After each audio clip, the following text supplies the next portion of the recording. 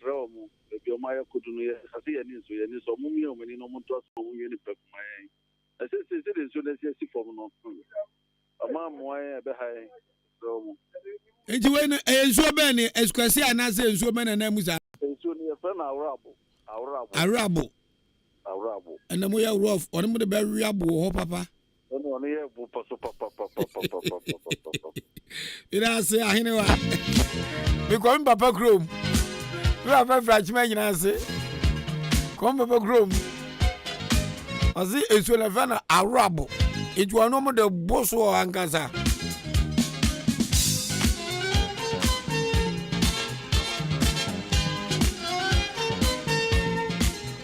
I don't know me did the diner and she Hamilton. Nama betna Odi Ahenkan show Sweden. Don't say. Yo me na come. I come dem go so am come for do eh. Na me ba rap bi na Kwame Asante twasa ne me. Rap ne trend is ah. Me wo bi crowd na me say ye we de mani ewu. Pedi bia me fere no Ghana ba no the rap na say ye wodi. Ukwa Ahenkan fi ma wonti ja yo na me say me cha asase aban. Say dem wo piece of na adwen na bom no. Me ba Ahenkan from na at thread. Ano pa bi ko see me papa e wo asori me papa okome me nda sorry.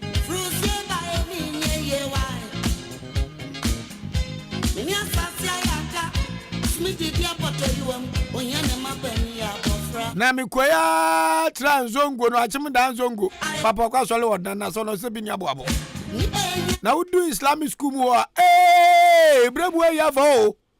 bremu yavo nyina ze tam mbapa te kan mo se kwam to na me so na me se ka edin u kwa ba wi ase ache ezu de kwa raide. Okay yanku ani me kwaku anim kusibuadum ema ye ne opani a wono ene oye assemblyman onyanfo talent ankama ebonkobo talent ya mwachi mejo so na pombo kode nyame adom oboni ni demo una mansa na ka senti ka ba tene ho akasa ye kakra so onene edaboko me homfa me da honte ye we die kafra ene yenso ya tete we we afia bone che fa che yesre wa ga o ka che mpaka ya ha sense perifo se yesoya yade te o ya le dia na wo betimi ni akasa kakra na nke emfe hye na awotwe me patron ke be bo me fa. Okay se o hu fa o dia ne yemfe hye dase ne nyame ensa o ya le why amen mo yadwuma yesoya yale enti sinipa no hu fa ne dia yentimi ntete no na akwesa ase wa hyeda na chenchera da bi ti talent hu fa no enti ye ne be hye na awotwe nyina se asem na minim se na abɔ no yale ne dia Ahenkan fa mu hadwen anya ndwe ne ho ye boa no adam patama tumpon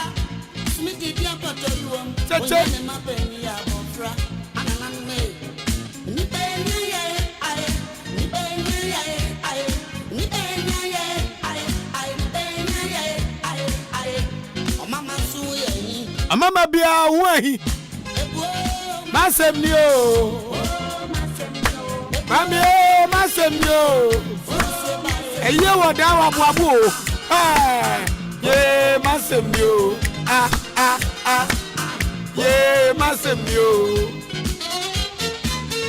ebene hey akuya adufa aboaje minta family of Peace FM we've got some dan kwanta wa ba krom yeda se ya makwaba mkwa momra onso de ho fefan minim zo nu ku ni o mara ba de a we oba wa afo ma piafo solo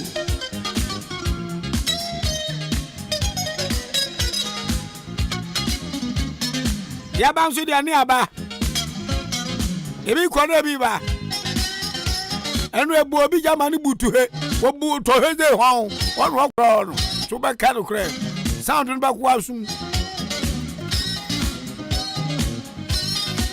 nana no chame amawache chame we de tize mu api minu apani George Dro asiedu ni maame akua jakumu anyan ba bi ko nese abuzu apani kwam Dro Wachina George Dro asiedu postman Ochina oda Eshase wa hani akwawi opisa FM ebese ngage Ochado opompo ya bese ten wo bunu mabu bubura So happy birthday in advance to my senior brother George Dro asiedu policeman Kolabu Akwawa enyuma bebre Teleni Formerly, he was known as Joe Bichem. See, our Batman. See, I was here in Patapa. Scope Patumana. Communicator for the MP and now with the MP at the MP's office. Nana Sachi. Aba Omaniso. Nana, I don't know if I'm watching my AHENKAN933FM FM. So, Odi Ahenkan. Nana, what Pombo Quadia? Boko no patron say. Oh, nyamia hu yambo, yahu ya papa. Nanu basa ba sha AHENKAN FM nyina gusu awo ya na wadi so. Me patron yugusu papa. Aka wo bo se ba kun bia eno no me wankasa wo hodie bia me na ye. Na me se wankasa kwa personal number na ya me no etin komo. Me da unya kwaku adim kusibu adu awanya me producer no. Me patron yo. Me da se. Na dia ekwaso achibe nyina se no adaroma mu kasama mrase badwani kwadwo ponkuman matiana. Me patron ya se. Amanfo na de sha na eto pani ba kwani ka se owura kwadwo ochire wase modi mani abehwa abu mani abehwa amu hu hwe ama na watwe mienu atwam kura ononyamfo na ngasa kwadwo ponkuma so behwe stela amu hu hwe ade na ekoso oh me patron ye adwuma na ewo enyina se no kwasem ni na omo kan ye nkwe emu adwuma emu esu akra na ona bo ede nsa kan ibusu aye ehu adwuma papa edu ba bia na tikafem kakra ewum eno na tumi titwe adwuma no ebi esan tato na bo ahye bote enmani ya no enche omba ba ye fa adwuma ni na afi ho ma dia ho tonso aba achen enina se se woka se animanimu ya enkosi da besa se owura ochire kwadwo ochire eka kire se enso na ni abafom enso luguso eto ena babia maya akodu no so enunum asase no bua na ebugum inteni manim ya no edwada bai ana January oh me fa chawa na wotwe a etwemu de onabo ebai ama oba office no ne hu nkoma na onu yen edia se mintimi show se bia dwade tani awo kan ana se na wotwe edi enim na nka se nura no kra na onabo san ba ofun ase a oni embe yi meeting bi na ade ba no pan of fresh say omo ne kom ye cabinet meeting bi na ma wentimi amma nti e besre atun enyina ase ona bo na nkasa ni krom ondi omu hwa moda inim se odi nyoma egu afan mu a enche bibia betuto na afan mu a ede enije bebre obi ani ahoto bebre obi a wo atun enyina ana sisi ameno kase kura no se dwumedie bi nso kura koso ani na ye ona bo ehia asem enyina se community center a omoye ehu adwuma na ade eye nana ofiri mu no ona yie ebeba so ewo busumya ewie ye ntini na no ye ade a ona bo ehwe se obehwe se bibia betutum itru se community center ni na no betutum kura nsana omo eyi nana nti ade a ona bo ani wo so pa odi ho nkoma enche no minim se nyoma betutum ma bibia wie pe ye wachim enyina asema uka de asa wo ya hyeba ono abo ntimi nye usi busumi ya wieye na nan nyina se hina onya ne ba bi koi na ye beba so ejimu behwe no maye uwetima ya bridge wey egota wo ubetima ya nsra busumi ya wieye aba asema uka ebebem Me pa chow ni America no enye gata na America community center. Oh, okay. Fe no mama masuma me chan. Community center almost na me se ona bo ni wo e ho nso se ono obehwe se no nso kra no obehwe se nko metin wi ansan ya ye na eyi no bosumi awi. Oh, okay. Afe na matiwase me na mantiwase ye fa chame. Why? Yo. Enti community center nso ye baba monitor, dey baba adwuma na kodo. Enti ka enye na ye ya ba de anka munya nko ho on. Oh, me pa chow entisa kra. Unse ona boku do ponkruma unse odine saka adwuma se ya se adwuma no wie kra na oni ahoto. Yes ono ankasa no ho pre ni so behwe na bibia tutum no wawie bibia. Eno na betumi agina ba bi do nse si ubu se ade we ma start ma wie na dia ahoto abre omanfo. Nti yese na yie nti na afi de obeye dabi. Okay. Opani nana sechi we communicators mu baako agasamafo mu baako ma kwadwo oponkroma mrahye badwani ma ofansa yire bi abato mpeso so sanso ya Ghana da ubo nyina pani ema abaya nana adodan kwakufo adodana anopa Ahenkan FM yare wase nyamisha wai to de anka me so da wati bebre me de bia me bomu abaso yese senya moye mu radio adwuma no eboa papa ye da mu asepa ya me nhira na wadwuma entumpon akoni aba wudi hwe be bia wo ye adwuma na weekend no wasa ba ha gumbe ne enso ebobi gumbe yeto egumbe professionals bia o kanura Mutimenya wako asuma senyumu ni o anyumu former presiding member atimuna the friend Castro ade opanyumwe pa. Ora no di PM mu a wodi a wosi for anyumo di John amani. Wo. Obi a wa presiding member, Branasen. Presiding member na the term of office kwa wie ya. Anyuma a wodi John amani na no pa wo boy. Osimusu wonya obekọ. Edo okroro. Anyumu yebaba chapa. Wherever you may be this morning, Honorable Castro Ade, this is your song. Mosiminya magwa you. Ukwa su yabunyo.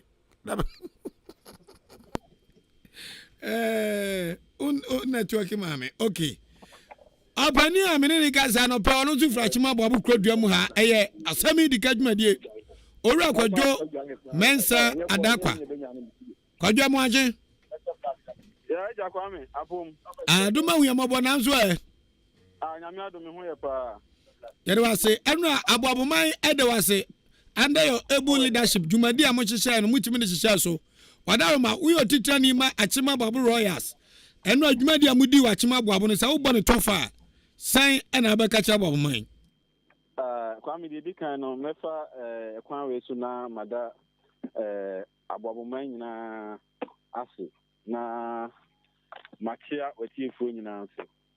Enze no ade Kwame achima aboabo ashababu man ma yehu se omu edwene aboabo mpunti ho ampa the program ni share so sene ye di kan yen ma aboabo man pu ebe boa yen ebe so ya sen ma dwumadie ne koso sorting se de nyina ye na ye pen ampani ampa nso no adwintre bebre ba ma eto ya sisi ade akosi ni se emebunu e wabo ni aboabo man nyina afa yen krabia ase yensem esem se data aban ye so ba be yokum ha adane boati bi ni yan ka se ya to yem se ye beto aso na yaye nti no enra de aboabo man ya de ne da o mase nakopon koso a nhira aboabo man nyina amen eti samiti wase a achima boabo adwumakase abande ne sabekan since 2020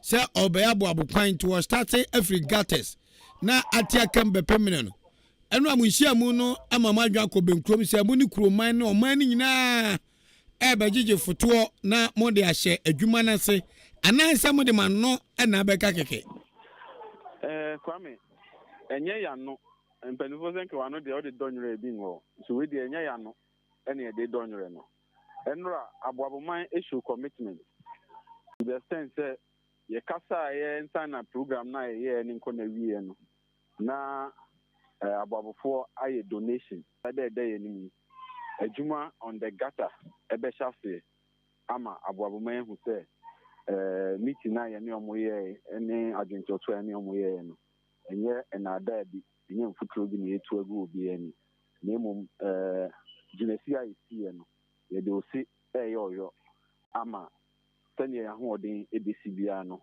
gata no ye be shafe aye ho adwuma ifiada ebe na ochi ifiada ebe ifiada we ni aye ifiada we ni 14th of October. Na se enye nwango se ababofo hwa na ebia anwea anabo 1 trip 2 trip bi bete jam na ya behwe gu aboabo gata ne ho a ye beto cement na o ma start eye gata no aboabo kroduam ha. Oh, and me sure say fi na ya me no kase ya nkusi buku adade na nya me charge na abo ne anwea abegu ho na cement enso edi akire nti ye beto asre eye ye kromano masons ni carpenters ni adi nyina ewum se omo nso embra no mo form ahoden beboa na gata no ye mane nda ho a sika kakra ye nya no ye de behim ti omo nso mbra no mo form ahoden ni omunim die embeboa ni entumi enti saade ni free because said the gatas no ho Kwame eye hu kura ema nkola a omudi aboabo kru nu mu atrenchie ti ebe se nyina ebe kan ho abom ni etumi edisa adwuma ni eyi cha threat na gata no dia abrayen free ho anu acha ma wadaruma under your able leadership o ma me kwama sam ene ekwan a anwe ne sinaje nsiripi a feeling ben na wunya firim e show nkran uti amanfo anu ase show nkran se omo betai ekuo nachi ama botai wo ekuo na ni so se hwebe afintam no matima bie factory ba ko aboabo ama akwan so a monse de monsa ba kan no uti amanfo adwenkyira uhu sa readiness to support no uhu omumu ni omukasem. In fact, Kwame, enra jumadi na sinade ba ko na ye me nwanwa pa on se ne ye tribu pon se ye ni aboaboman be kasa ne ya hwe kwan a ye be fa so ne ye di mputu abre o man no na ye betumi enya juma insanu everyone say fi juma ba ko mi ni bi ama aboaboman but so be sha speaker after speaker a omunya akwanya no ne omanfo kasa ye no mo kura de omadwin ni be mfidi juma so ne yemfamre aboaboman omu nyina na omadwin ni se ekwan ben na aboaboman betumi afa so erezi sika ede asoku na sen ne etumi edi sa adwuma no enti Kwame enu manage pa said the commitment with which aboaboman ede be she adwumadie no na speaker after speaker kire ekwan a ebetumi afa so agigis free on my man ho ne etumi die ahye ndwumadi a your friend say ye die ni atoso no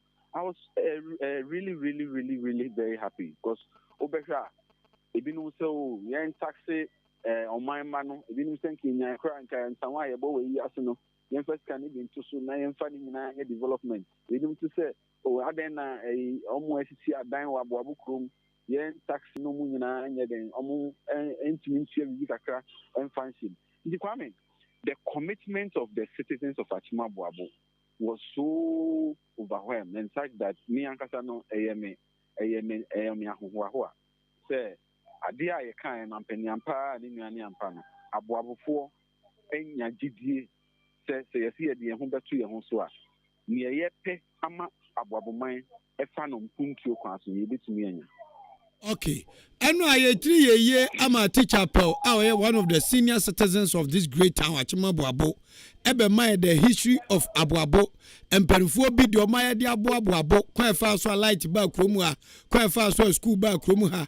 Na se emperifo ba baby papa. Honorable eye apia kubi awoye Aboabo Assembly man so.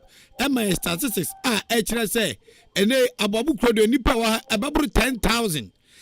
And structures, containers, and a dying aerocomanso no about 6,000. Chairman, with this information, a kwambena a quo I would down on mobile faso, I tap into this statistics. Nayatima raising revenue. Nayadia boise, Koi, Sabanya and Adjun so bear, nana ma ya kodu ba bi ne yenso be soma kwan ba ne de ba fa so statistics are yen krati pani a oda aboabukuru na no ebe wa ban mu e de tu dwa no eno so e ma mani gi pa yi se aboabu ye de aboabu ye de aboabu ye wo mpanini kola nyina kambuma ye wo 10,000 people in Achimwa aboabu yen fa ne say ye kan mu etu abakra over 4,000 enti no kwame next say aboabu ne kroketwa ni pay wo kura no so yen nyina ye committed yes yin kitin kura they are best support to ebeboa nemum again when it comes to structures na ewo aboabu na and also gives me a great sense of joy in the sense that to see even though your mind statistics no yes say ye say e be see a penko for mebunu no adwuma na yes ye paba omno the first thing will be for us to recruit the youth in this country to give us the database of all the buildings in this community. If you the name of the owner, the contact number, database in area, then the owners will be on us to tap into this database in reaching out to the various individuals. Almost see a dime of Krumhan. No one in answer yet, and found to Buama because penny for say the hour one is now your hoko, what better to Abuabu, one baby, Abuabu. It's the only way I did to me in Faso, also as to be a Uti and I said, I bet number of man will be for us to find a way of tapping into whatever you have to help develop our community.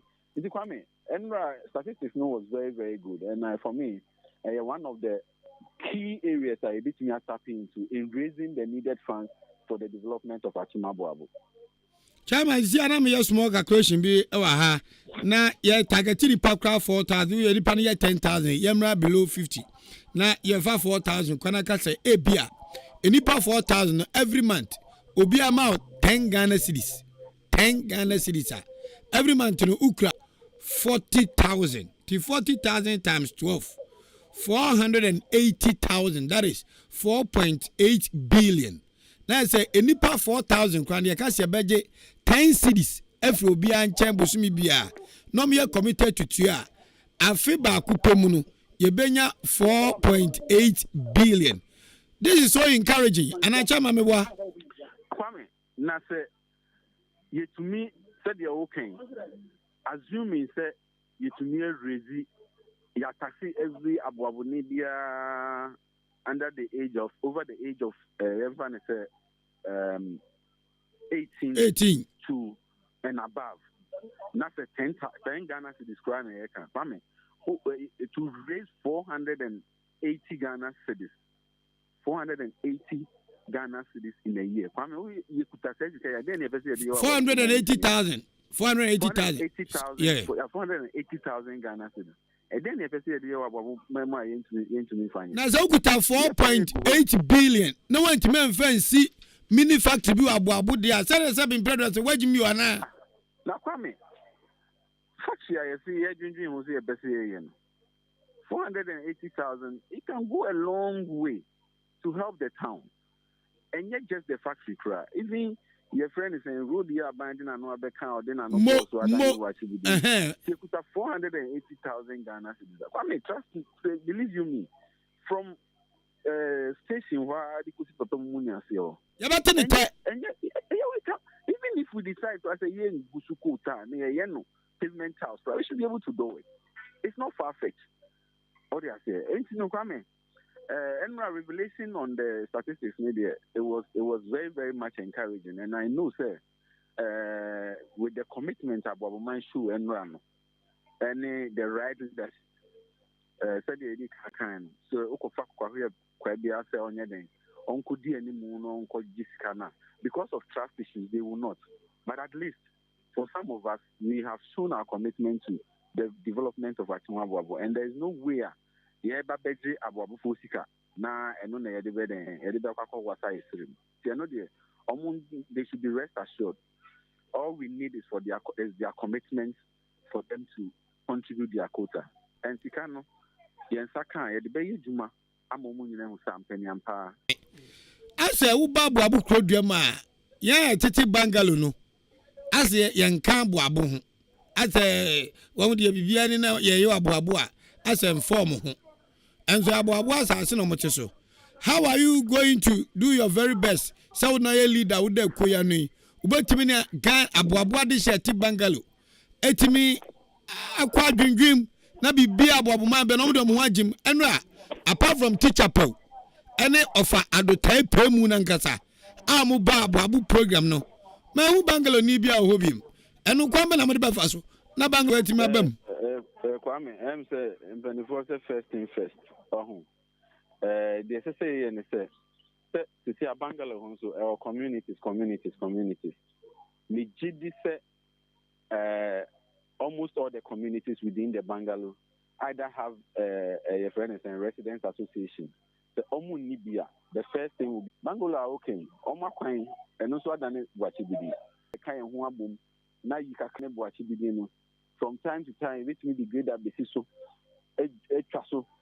From time to time, which me am more trouble. I'll be driving from the main junction to your house without any potholes and all that. I mean, yeah, sure, they themselves will come on board. But as I say, so you need kind to an amount. Okay, who so you not come abu. Ain't you know? I see a BB. I saw your Muslim. But again, it can only be done when we get the leaders in and around that area to be committed to the cause. And we sure say inside a bit boy. Chama anopai AHENKAN933FM Edwards no brano adaja wenya na wachechim na yasabo abaso se wodi wakandie won papa edi achima bobro ya asanim na kakaka reporters nasi say ye shejumede asese nyam na o man koso constantly ambo hu deru amanya them think enra your program no into me successful as it was yesterday enti gina mefa kwan so me ya ball ma baso eni adwuma pa omo koso a na omo boy chidom na empuntu aye nyina ya prema abo man embrace nemum de enra de ya me declare ne say quite aside of the good worker omo ye as your friend is saying community radio wa abo hanu enra edumra ye visitika ediamma abo kunsu ahenkan so issue omo face nti e don masse omo koso a no omo boaye no akwandi asanyina so. Thank you so much Ahenkan team Ahenkan. Yara se nyami shira ya boss mita no ye no no anwumwe ene edi ja okwan mere won some